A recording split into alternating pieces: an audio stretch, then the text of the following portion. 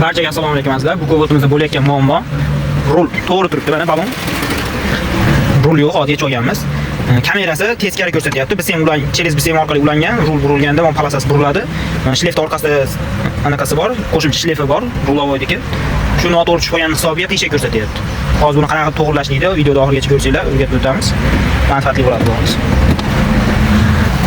Shleftni bo'shatib olamiz, to'rtta kichik zamresi bo'ladi. Chiqarganimizdan shleftni orqasida qo'shimcha rulovoy kolesa deydi. Shu rulovoy upravleniyaning qaysi holatda turganini biz ham uzatib berib turadi. Endi buni ham ajratib olamiz. Ajratib olganimizdan keyin bu mashina to'g'ri zatni uramiz. Endi aylantiramiz. Ikkovini teng oling deb aytsalar. Ammo buraganimizda mana to'g'rilanyapti balasi. To'g'ri bo'ldi. Rulam to'g'ri turibdi. Demak, shu holatda tushadi.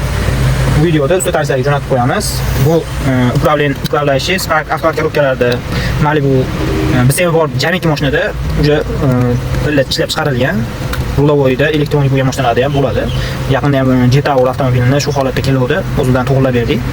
Kimga shunaqa xizmatlar kerak bo'lsa, bemalol kelaverasiz. Yana bu mashinamizni bitta kamchiligi airbagga olib qo'ygan ekan, uni ham o'chirib berdik. Rulovoy endi to'g'ri ko'rsatyapti, balon ham to'g'ri ishlaydi hali. O'ngga chapga noto'g'ri qolmaydi.